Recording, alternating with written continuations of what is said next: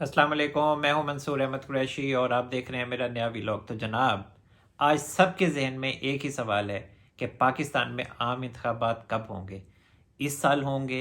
इस साल अक्टूबर नवंबर में होंगे, या फिर अगले साल होंगे। इस हवाले से मैं अपने व्लॉग्स में बताता रहा हूँ कि पाकिस्तान में आम इंतखाबात इस साल होते दिखाई नहीं देते, और इंतखाबात जो हैं वो अगले साल ही होंगे। अभी 9 मई का वाक़या भी नहीं हुआ था। मैंने तब भी आपको ये बताया था कि चीफ जस्टिस उमर अता बंदयाल साहब चाहे पंजाब में इलेक्शन की तारीख 14 मई दें,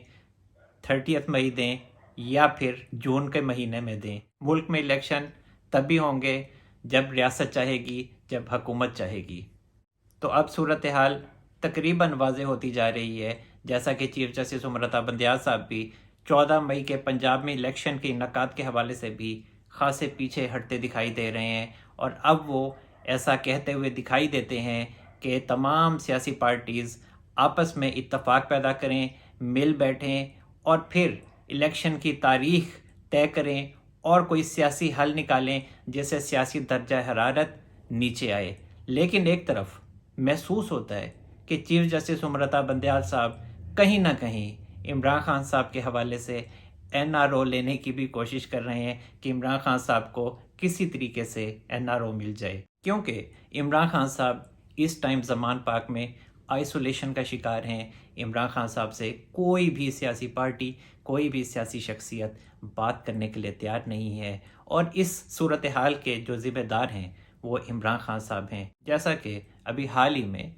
इमरान खान साहब ने अपने यार ख़ास एतजाज़ एहसन साहब को जरदारी साहब के पास भेजा, जो आजकल लाहौर में ही हैं और सियासी पार्टीज़ के हवाले से जोड़ तोड़ करने में मसरूफ़ हैं, और लग रहा है कि वो पंजाब में कहीं ना कहीं स्पेस बनाने में कामयाब हो जाएंगे। तो एतजाज़ एहसन साहब जब आसिफ अली जरदारी साहब से मिलने उनकी रिहाइश गाह पर गए, तो वहाँ पर जो सिक्योरिटी वाले थे उन्होंने एतजाज़ एहसन साहब को आसिफ अली जरदारी साहब से मिलने नहीं दिया, बल्कि उन्होंने एतजाज़ एहसन साहब से पूछा कि क्या उनके पास अपॉइंटमेंट है। तो उन्होंने नाम सर लाया और बताया कि आप आसिफ अली जरदारी साहब को मेरा नाम ही बता दें, मेरा नाम ही काफ़ी है। ताहम जो सिक्योरिटी वाले थे उन्होंने एतजाज़ एहसन साहब को आसिफ अली जरदारी साहब से मिलने नहीं दिया, और कहा कि आसिफ अली जरदारी साहब संडे को लोगों से नहीं मिलते। वैसे जो प्रोटोकॉल वाले होते हैं ना, ये जो सिक्योरिटी प्रोटोकॉल वाले होते हैं, इनको भी पता होता है कि किन साहिबान को साहब से मिलवाना है और किन शख्सियात को साहब से नहीं मिलवाना। अब हो सकता है कि आसिफ अली जरदारी साहब ने मना किया हुआ हो कि मैंने एतजाज़ एहसन साहब से नहीं मिलना। वैसे भी एतजाज़ एहसन साहब ने जितनी आसिफ अली जरदारी साहब की इन हालात में खिदमत की है या पीडीएम की खिदमत की है, तो क्यों आसिफ अली जरदारी साहब एतजाज़ एहसन साहब से मिलेंगे। कहा जा रहा है कि इमरान खान साहब ने एतजाज़ एहसन साहब को आसिफ अली जरदारी साहब के पास भेजा था। असल में इमरान खान साहब चाहते हैं कि आसिफ अली जरदारी साहब का टिल्ट किसी न किसी तरह इमरान खान साहब की तरफ हो जाए, और वो पीडीएम से थोड़ा सा हट के इमरान खान साहब के लिए नरम गोशा पैदा कर लें। लेकिन इन हालात में ये सब कुछ होना मुश्किल है। इमरान खान साहब के साथ आसिफ अली जरदारी साहब खड़ा होना भी चाहें तो नहीं खड़े होंगे। वैसे भी वो खड़ा नहीं होना चाहेंगे इमरान खान साहब के साथ। और जो 9 मई के वाक़यात हुए हैं उसके बाद तो बिल्कुल भी कोई भी इंसान इमरान खान साहब के साथ खड़ा होना नहीं चाहेगा, क्योंकि अब मामला जो है वो फ़ौज का है। क्योंकि इमरान खान साहब ने जो 9 मई के वाक़यात करवाए हैं फ़ौज के ख़िलाफ़, तो फिर अगर आसिफ अली जरदारी साहब या फिर कोई और सियासी शख्सियत इमरान खान साहब के साथ जाके खड़ी होती है, तो इसका मतलब फिर यही होगा कि उन शख्सियात ने फ़ौज को अपने लिए नाराज़ कर दिया है। तो इस वक्त कोई भी बड़ी सियासी शख्सियत फ़िलहाल इमरान खान साहब के साथ खड़ा होना पसंद नहीं करेगी। इलेक्शन की बात कर लेते हैं कि इलेक्शन इस साल होंगे या अगले साल होंगे। इसको थोड़ा सा हम बगौर इसका मुशाहिदा करते हैं कि क्या वजह है कि इस साल इलेक्शन नहीं होंगे। पीडीएम इस साल इलेक्शन इसलिए भी करवाना नहीं चाहती क्योंकि चीफ जस्टिस उमर अता बंदयाल साहब सितंबर में जाएंगे। उनकी जो रिटायरमेंट की तारीख है वो 16 सितंबर है, और इसके अलावा जो मामलात हैं वो मईशत के हैं, और इसके अलावा जो मामलात हैं वो ये हैं कि पीडीएम चाहती है, नून लीग ये चाहती है कि वो कुछ ना कुछ जो इक़दामात हैं वो आवाम के लिए करके जाएं, جس سے عوام میں ان کے لیے کہیں نہ کہیں نرم گوشہ پیدا ہو اور عوام ان کے لیے ووٹ کریں۔ ایک اور صورتحال بھی ہے کہ الیکشن کیوں اس سال ہوتے دکھائی نہیں دیتے۔ اس کی وجہ یہ ہے کہ چیف جسٹس امرتا بندیال صاحب ستمبر تک بیٹھے ہیں اور میاں نواز شریف صاحب ابھی تک آئے نہیں ہیں، جبکہ نون لیگ یہ کہتی آئی ہے کہ ملک میں عام انتخابات تبھی ہوں گے جب میاں نواز شریف صاحب کو لیول پلینگ فیلڈ ملے گی، اور چیف جسٹس امرتا بندیال صاحب کے ہوتے ہوئے میاں نواز شریف صاحب ہوں یا جہانگیر ترین صاحب ہوں کو لیول پلینگ فیلڈ نہیں مل سکتی۔ تو پھر چیف جسٹس امرتا بندیال صاحب کے جانے کا انتظار کرنا ہوگا، اور انہی کے جانے کا ہی پی ڈی ایم انتظار کر رہی ہے، اور اسی وجہ سے چیف جسٹس امرتا بندیال صاحب نے جو 14 مئی کے الیکشن کے انعقاد کا حکم دیا تھا وہ بھی حکومت نے نہیں مانا، ریاست نے نہیں مانا،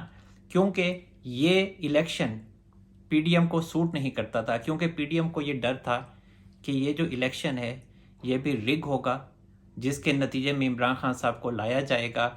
اور یہ بھی شک تھا کہ یہ جو معاملات ہیں الیکشن کے پنجاب میں وہ بھی جوڈیشری کی طرف سے ہی کنڈکٹ کیے جائیں گے۔ تو میاں نواز شریف صاحب جب تک پاکستان نہیں آتے،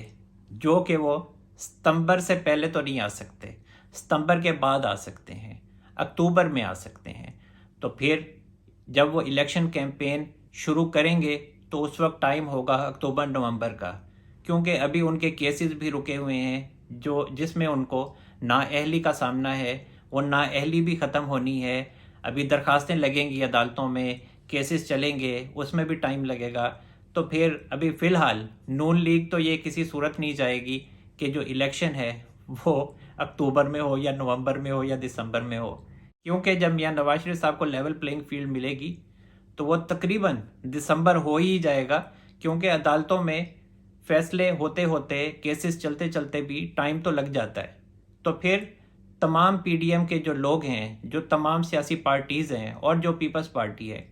وہ تمام آپس میں یہ فیصلہ کر چکے ہیں کہ جو الیکشن ہے وہ مارچ 2024 میں ہوں گے، اور اس سے پہلے کیئر ٹیکر گورنمنٹ آئے گی، تو وہ 90 دن کا جو کہا جاتا ہے کہ 90 دن یہ کیئر ٹیکر گورنمنٹ رہتی ہے اور پھر الیکشن کروانے ہوتے ہیں، تو ارے بھائی ابھی کون سا انہوں نے الیکشن کروا لی ہیں،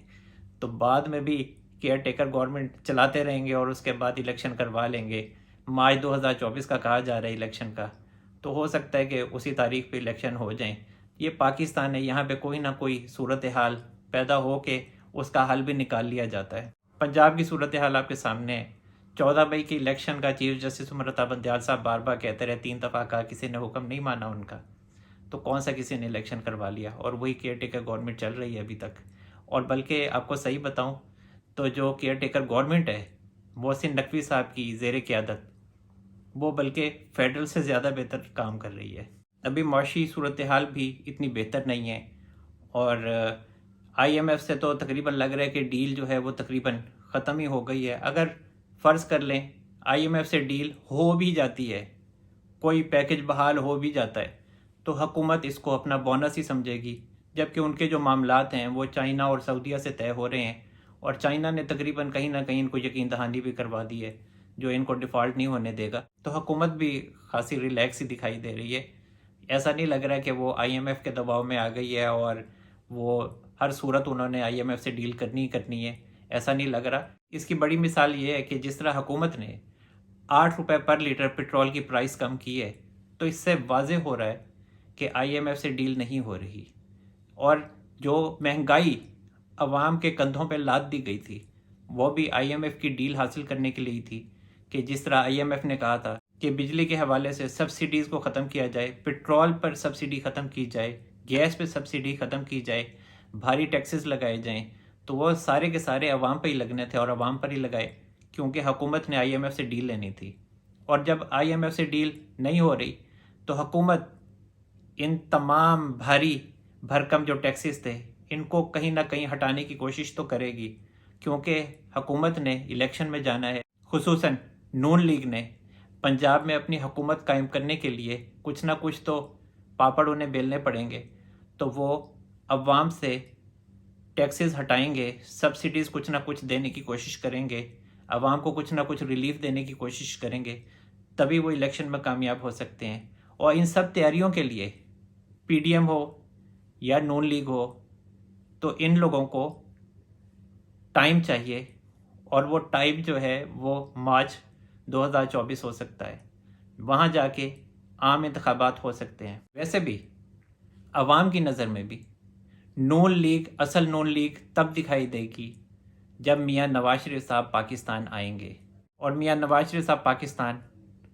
ستمبر کے بعد ہی آئیں گے، جب چیف جسٹس امرتا بندیال صاحب گھر چلے جائیں گے، جب وہ ریٹائر ہو جائیں گے. کیونکہ کہا جا رہا ہے کہ میاں نواز شریف صاحب پاکستان آ کر مسلم لیگ نون کی الیکشن کیمپین کا آغاز کریں گے. تو پھر اکتوبر یا نومبر میں تو پھر الیکشن ہوتے دکھائی نہیں دیتے. تو اگر میاں نواز شریف صاحب نے پارٹی کو لے کے چلنا ہے، الیکشن کیمپین انہوں نے چلانی ہے، تو پھر الیکشن مارچ 2024 میں ہی ہوں گے، یا اس سے آگے ہو سکتے ہیں، اس سے پیچھے نہیں ہو سکتے. جبکہ دوسری طرف ایک اور شخصیت جو نااہل ہوئے ہیں، جہانگیر ترین صاحب، وہ بھی اپنی پارٹی بنا رہے ہیں. اور خبر ہے کہ انہوں نے اپنی پارٹی کے لیے 50 سے 60 افراد کو اکٹھا کر لیا ہے، اور ان میں کافی جو لوگ ہیں وہ الیکٹیبلس ہیں. اور جہانگیر ترین صاحب نے پارٹی کے لیے 2 نام سوچے ہیں، ایک تو عوام دوست پارٹی اور ایک پاکستان انصاف پارٹی. میرا خیال ہے کہ اگر کوئی پارٹی کا نام انہوں نے لیا نا تو یہ پاکستان سے ریلیٹڈ کوئی ملتا جلتا نام ہوگا، وہ پھر پاکستان انصاف پارٹی ہو سکتا ہے. کیونکہ اس طرح کی جو پارٹیز ماضی میں بنی ہیں تو ان کے نام اسی طریقے کے ہوئے ہیں، پاکستان سے اسٹارٹ ہوتے ہیں وہ. اب آپ سمجھ جائیں کہ میں کس طرف اشارہ کر رہا ہوں. تو جس طرح پاک سرزمین پارٹی بنی تھی، خیر وہ بیچاری ختم ہو گئی، آغاز ہوتے ہی اس کا اختتام ہو گیا. تو جہانگیر ترین صاحب کی جو پارٹی ہے وہ پاکستان انصاف پارٹی ہو سکتی ہے، یا کوئی اور نام بھی ہو سکتا ہے، لیکن سٹارٹ میرا خیال ہے کہ وہ پاکستان سے ہی ہوگا. اور جو یہ پارٹی بنے گی نا، یہ کسی بھی سیاسی پارٹی کو ڈیمیج نہیں کرے گی، کیونکہ یہ ابھی نئی پارٹی ہے. اور اس میں جو لوگ شامل ہوں گے نا، اس میں زیادہ تر پی ٹی آئی کے لوگ شامل ہوں گے، جن کو کسی نے گھاس نہیں ڈالی، جنہیں کسی بڑی پارٹی نے نہیں لیا، چاہے وہ پیپلز پارٹی ہے یا نون لیگ ہے. نون لیگ کے بندے پورے ہیں، Peoples Party P T I سے کافی بندے توڑ لے گی، اور انہوں نے زرداری صاحب نے پی ٹی آئی کے بندے توڑے ہیں اور انہیں اپنی پارٹی میں شامل کر لیا ہے. تو جہانگیر ترین صاحب کی پارٹی بھی ایک کھو کی طرح ہے. تو جو نکمے بیچارے رہ جائیں گے، جن کو کوئی نہیں لے گا، فواد چودھری صاحب جیسے لوگ، وہ جہانگیر ترین صاحب کی پارٹی میں ہی آئیں گے آخر کار تھک ہار کے. ویسے فواد چودھری صاحب کی بھی جہانگیر ترین صاحب سے بات چل رہی ہے، تو یہ لوگ آ جائیں گے کہیں نہ کہیں، فٹ ہو جائیں گے اس پارٹی میں آگے. بعد میں پھر دیکھا جائے گا کہ ان کے ساتھ کیا کرنا ہے ان لوگوں نے. باقی نون لیگ کو پیپلز پارٹی سے یا جہانگیر ترین صاحب کی پارٹی سے کوئی خطرہ نہیں ہے، کوئی نقصان نہیں ہے. مسلم لیگ نون کو وہی ووٹ پڑے گا جو ان کا ووٹ ہے، نہ وہ ووٹ کو کاٹیں گے اور نہ ان کا ووٹ ٹوٹے گا. ووٹ ٹوٹے گا پی ٹی آئی کا، پیپلز پارٹی کے پاس جائے گا اور جہانگیر ترین صاحب کی پارٹی کے پاس جائے گا،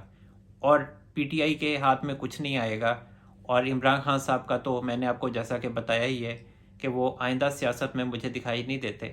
فی الحال ان کو سیاست میں آنے نہیں دیا جائے گا. اور پاکستان میں ایسا ہوتا نہیں ہے کہ اگر آپ اسٹیبلشمنٹ سے ہی لڑ پڑیں، اسٹیبلشمنٹ پہ ہی چڑھ دوڑیں اور پھر آپ کو سیاست میں حصہ لینے کا موقع دیا جائے. تو یہ کسی صورت ممکن نہیں ہوتا پاکستان میں. ایک اور اچھی خبر جو عوام کی ڈیمانڈ تھی کہ سکھر حیدرآباد موٹر وے کب تعمیر ہوگی، تو جناب اقتصادی رابطہ کمیٹی نے، جس کی سربراہی وفاقی وزیر خزانہ اسحاق ڈار صاحب نے کی، سکھر حیدرآباد موٹر وے کی تعمیر کے حوالے سے انہوں نے 9.5 ارب روپے کی منظوری دے دی ہے.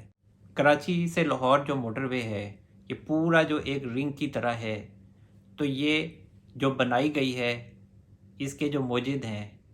وہ میاں نواز شریف صاحب ہیں. اس کی جو پہلے سیکشن کی جو تعمیر ہوئی تھی، لاہور سے اسلام آباد موٹر وے، جس کو ہم M2 کہتے ہیں، وہ میاں نواز شریف صاحب نے 99 سے پہلے کے دور میں تعمیر کروائی تھی. بعد میں مارشل لا لگ گیا، لیکن وہ مارشل لا لگنے سے پہلے تیاری کر رہے تھے کہ اسلام آباد سے پشاور جو کہ M1 موٹر وے ہے وہ بھی تعمیر ہو جائے. لیکن مشرف صاحب نے انہیں ٹائم نہیں دیا اور ملک میں مارشل لا لگ گیا. پھر مشرف صاحب نے اسلام آباد سے پشاور موٹر وے کو تعمیر کروایا جو کہ M1 ہے. اور پھر اس کے بعد جب میاں نواز شریف صاحب 2013 میں آئے، اور پھر جو سی پیک وہ لے کے آئے تو پھر ان موٹر ویز پر کام شروع ہوا۔ کراچی سے لاہور موٹر وے کی میں تھوڑی سی آپ کو ڈیٹیل بتا دیتا ہوں کہ لاہور سے اسلام آباد موٹر وے جو ہے وہ M2 ہے،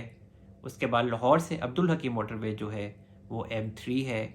ملتان سے عبدالحکیم موٹر وے جو ہے وہ M4 ہے، اس کے بعد ملتان سے سکھر موٹر وے جو ہے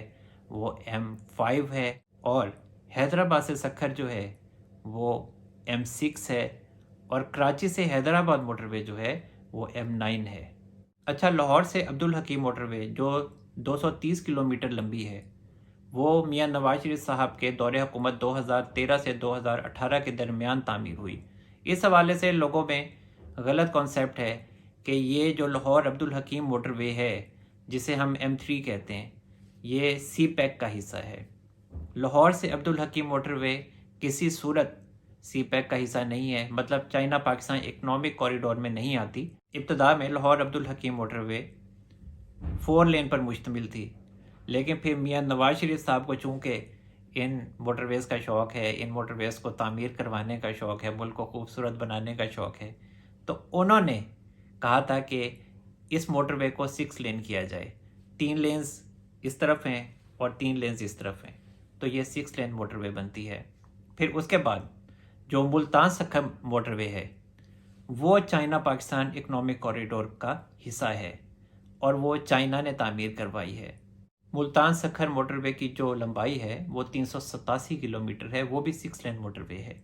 وہ بھی پہلے 4 لین تھی، اسے بھی میاں نواز شریف صاحب نے 6 لین کروایا۔ میاں نواز شریف صاحب کا جو 2013 سے 2018 کا اقتدار کا دور تھا اس میں وہ تمام سیکشنز کو تعمیر کروا کے گئے، سوائے سکھر سے حیدرآباد موٹر وے کے۔ یہ صرف ایک سیکشن تھا جس پر تعمیر شروع نہیں ہوئی تھی، اس کے بعد وہ معاملہ جو تھا وہ پائپ لائن میں تھا، وہ پروجیکٹ جو تھا وہ پائپ لائن میں تھا، لیکن چائنا پاکستان اکنامک کوریڈور کے تحت غالباً یہ جو پروجیکٹ ہے یہ تعمیر ہونا تھا، اور جب عمران خان صاحب آئے اور جس طرح سے انہوں نے سی پیک کے حوالے سے لچ تلا تو چائنا ناراض ہو گیا اور انہوں نے اس سیکشن کے اوپر تعمیر سے ہی انکار کر دیا، کیونکہ چائنا کی یہ شرط تھی جو انہوں نے نون لیگ کے ساتھ رکھی تھی کہ جو بھی پروجیکٹس کا کانٹریکٹ ہوگا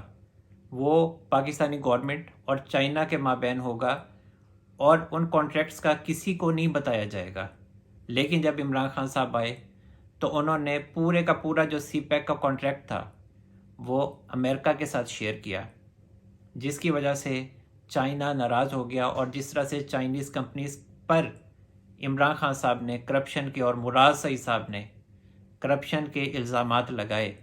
تو مراد سعید صاحب پر تو چائنا نے آنے پر ہی پابندی لگائی تھی کہ مراد سعید صاحب چائنا نہ آئیں۔ حالانکہ مراد سعید صاحب جو تھے وہ مواصلات کے وزیر تھے، تو اس وقت سے عمران خان صاحب کو چائنا کسی صورت نہیں چاہتا کہ عمران خان صاحب پاکستان پر حکومت کریں، برسر اقتدار آئیں۔ تو چائنا جو ہے ان کی جو ہمدردیاں ہیں وہ مسلم لیگ نون کے ساتھ خصوصاً زیادہ ہیں۔ تو اب حالات ایسے ہو سکتے ہیں کہ میاں نواز شریف صاحب اگر پاکستان آتے ہیں اور وہ برسر اقتدار آتے ہیں، ان کی پارٹی برسر اقتدار آتی ہے، تو بہت زیادہ پاسبلٹی ہے کہ چائنا اس پروجیکٹ کو ریوائیو کرے، اور ہو سکتا ہے کہ وہ اس پروجیکٹ کی تعمیر سی پیک کے انڈر کرے، چائنا پاکستان اکنامک کوریڈور کے تحت سکھر حیدرآباد موٹر وے کی تعمیر شروع کرے۔ یہ بہت زیادہ ممکن ہے، جبکہ میاں نواز شریف صاحب کراچی سے حیدرآباد موٹر وے بھی تعمیر کروا کے گئے تھے۔ خیر وہ زیرو سے سٹارٹ نہیں ہوئی تھی اس کی تعمیر، اس کو دوبارہ سے کارپیٹ کیا گیا تھا، اور وہ ہائی وے تھی جسے میاں نواز شریف صاحب نے دوبارہ سے کارپیٹڈ کروایا۔ تو فی الحال کراچی لاہور موٹر وے کا صرف ایک سیکشن ایسا ہے، سکھر ملتان موٹر وے، جو کہ چائنا پاکستان اکنامک کوریڈور کے تحت تعمیر ہوا ہے۔ ایک اور اہم خبر جس پر کافی چہمگوئیاں ہو رہی ہیں کہ اگر عمران خان صاحب ڈسکوالیفائی ہو جاتے ہیں، عمران خان صاحب کو سیاست سے باہر کر دیا جاتا ہے، تو پھر پی ٹی آئی کا نیا چیئرمین کون ہوگا؟ تو اس حوالے سے میرا تو یہی ماننا ہے کہ پی ٹی آئی کو سرے سے ہی ختم کر دیا جائے گا۔ اسی لیے تو جہانگیر ترین صاحب کی پارٹی بنائی جا رہی ہے۔ پاکستان انصاف پارٹی ہو سکتی ہے، اور دوسری طرف چودھری شجاعت حسین صاحب کی قافلے کو ریوائیو کیا جا رہا ہے۔ تو میری تو یہی اوپینین ہے کہ پی ٹی آئی کو تو نہیں لایا جائے گا سیاست میں، کیونکہ اگر پی ٹی آئی کو سیاست میں لاتے ہیں تو پھر وہ کون سے بیانیے پہ الیکشن لڑے گی؟ وہ عمران خان صاحب کے بیانیے پہ الیکشن لڑے گی، اور عمران خان صاحب کا بیانیہ ساری دنیا کو پتہ ہے، اینٹی اسٹیبلشمنٹ بیانیہ ہے، جو کچھ وہ کرتے پھر رہے ہیں۔ تو اسٹیبلشمنٹ تو یہ کبھی نہیں چاہے گی کہ وہ عمران خان صاحب اس بیانیے کے تحت اپنی پارٹی کو الیکشن میں کھڑا کروائیں۔ لیکن چلیں فرض کر لیتے ہیں، ہم عوام کی نظر سے دیکھ لیتے ہیں کہ اگر پی ٹی آئی کا کوئی نیا چیئرمین ہو سکتا ہے تو کہا جا رہا ہے کہ عمران خان صاحب پارٹی کا نیا چیئرمین مراد سعید کو نامزد کر سکتے ہیں، یہ کہا جا رہا ہے اس طرح سے۔ لیکن شاہ محمود قریشی صاحب کا، جن کا میں کہہ چکا ہوں کہ شاہ محمود قریشی صاحب کو عمران خان صاحب کبھی بھی پارٹی کا چیئرمین نہیں بنائیں گے، کیونکہ ان کو شک ہے کہ شاہ محمود قریشی صاحب کو جس طرح سے ان کی پارٹی میں جن لوگوں نے شامل کیا تھا تو یہ انہی لوگوں کے بندے ہیں، تو اس وجہ سے شاہ محمود قریشی صاحب کسی صورت عمران خان صاحب کی پارٹی کے چیئرمین نہیں ہو سکتے۔ ہو سکتا ہے کہ مراد سعید صاحب پی ٹی آئی کے چیئرمین بن جائیں، لیکن مجھے نہیں لگتا کہ مراد سعید صاحب پی ٹی آئی کے چیئرمین بنیں گے۔ عمران خان صاحب کا دل کوئی اتنا بڑا نہیں ہے، عمران خان صاحب تو خود اپنے آپ کو دیکھ دیکھ کے جیتے ہیں۔ میرا خیال ہے کہ اگر عمران خان صاحب نے اپنی پارٹی کا کسی وقت چیئرمین نامزد کیا تو وہ مراد سعید نہیں ہو سکتے، وہ عمران خان صاحب کی اپنی بہن علیمہ خان ہو سکتی ہیں، ایون کہ بشرا بی بی کو بھی وہ پارٹی کا نیا چیئرمین نامزد نہیں کریں گے۔ تو جناب اب تک کے لیے اتنا ہی۔ اللہ تعالی ہم سب پر اپنا رحم و کرم فرمائے۔ منصور احمد قریشی کو اجازت دیجیے، اپنا بہت سارا خیال رکھیے گا۔ اللہ حافظ۔